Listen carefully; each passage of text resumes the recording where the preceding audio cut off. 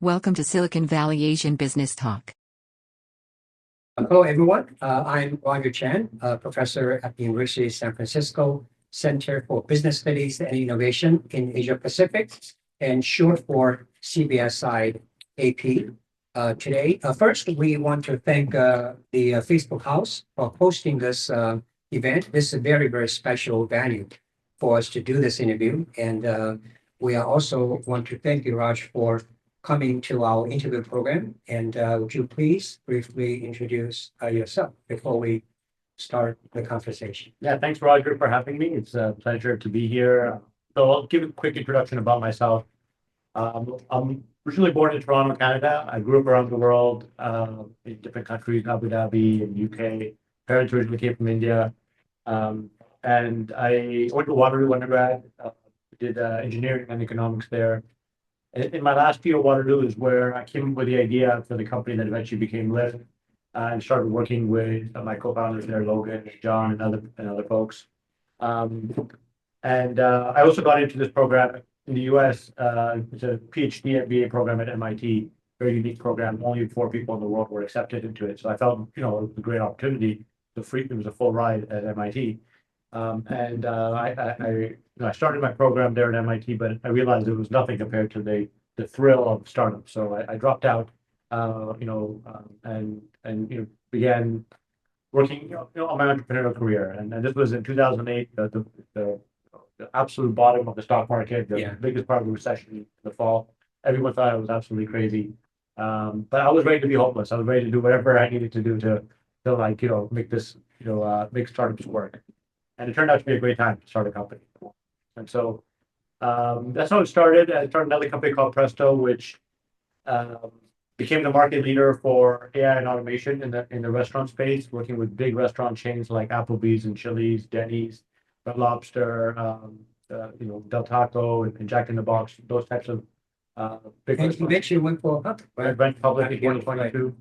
And I left shortly thereafter, and since then I've started 2 new companies.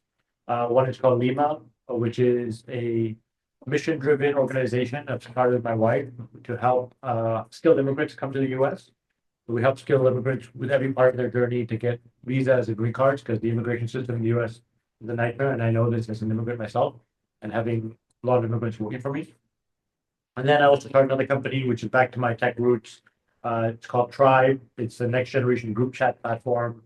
It's what I think is going to be next after WhatsApp, after WeChat, after all these legacy platforms, which are over 10 years old at this point. And so we're trying to reinvent group chat and really focusing on building closer communities online on your phone. So yeah, that's what I'm doing right now. I also have a podcast called Founders in Arms, and I do this with the CEO and founder of Mercury, Imad Akut. We talk to different founders every week. We've had some great people on. We had Aaron Levy last week from Box. We had Paul English from Kayak. A lot of great people coming on the podcast, and something I enjoy doing to contribute back to the community. Thank you very much. Identify and respond to real, not fake, competition. How do you deal with the competition? Of course, we understand startup companies, founders, they need to focus on the customers, being the innovators. But do you pay attention to the competition? And if you do, to what extent? Maybe share with us about your practice about dealing with the competition. Yeah.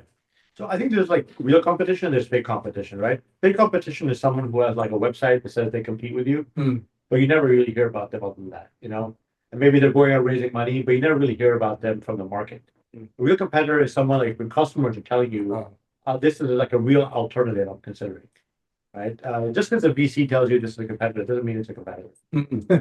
Just because they have a bunch of blog posts and tweets and LinkedIn posts doesn't mean that they're a competitor.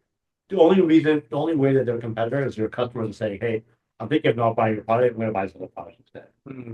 And I think once that happens, you have to really think deeply about also your competition, as deeply as you think about your customer.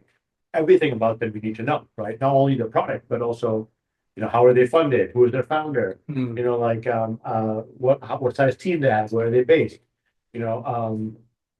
How are they finding product market fit? What are their goals? Once you're in that thing, you have to really, really, really, really go deep on that competitor, whether you have a real competitor. And and then you have to have a strategy to beat them. And I actually like competition. It drives me. I'm a very competitive person. So I wake up in the morning. I'm like, yes, I'm competitive and go beat, right? But I think it also can be a blind spot for myself because sometimes I get too focused on the competition and not focused on the larger picture. I just get focused on beating this one company. So I realize that's a blind spot that I have to. I think some founders have a mentality that they want to avoid markets when there's a lot of competition. Some founders like to be part of competition. You can again look at certain people like Steve Jobs, who you can argue probably really thrived on competing with Microsoft. Yeah. And back in the day, where you had the Mac versus PC, right. And well, they just kept competing, and then they eventually, I think, Macs are very has a pretty significant market share right now, right? In general, laptops are not a great business, but they compete. Of course, they just killed uh, other computing devices with the iPhone and other devices. So, some people like it, some people don't. If you don't like competition, you have to be in very blue ocean type opportunities where there's no competition. If you like competition, then you can pick very big markets and go after some competitors. It's actually quite easy to compete against incumbents. It's very easy. Yeah. Because they're talking about the problems with incumbents. They're kind of slow. Yeah. Kind of satisfied and greedy, those kind of things, right? That's why I say it's easier to It's compete. much easier. They're so slow. So much bureaucracy. I like competing it. It's a very easy to win, actually. Yeah. But VCs may be like, oh, there's a good company. Like, it's hard to raise money sometimes for VCs. Like, well, there's a good company in the space. But actually taking down incumbents is quite easy if you know what you're doing. And it's harder to compete with other startups with great founders. If the market is small and you compete with other startups with great founders, you could be against a real food fight. But you can look at something like Lyft and Uber, right, where they had a very stiff competition for many years, and that probably helped both people. Like they both made their products great. Yeah. And Customer benefit from yeah, it. and the market was expanding so dramatically, it helped, right? So, yeah. Maybe can you say a few words actually, before we move on to the next topic is if you see competition doing something great, very smart. Yeah. What's your philosophy? Copy. Is it copy it or just a kind of a copy? As long as it's nice. Yeah. Huh? Copy plus if you can, Okay. Yeah, but the best ideas can come from anywhere. Your competition, it could come from another company, it could come from your mother, it could come from anyone, right? Take the idea and run with it, So, yeah, I wouldn't hesitate. I mean, Zuckerberg does it really well.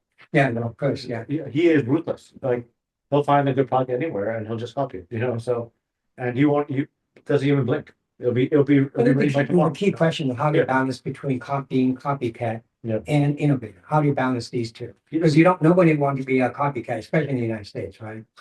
It doesn't matter. I don't think it matters. Like, who cares?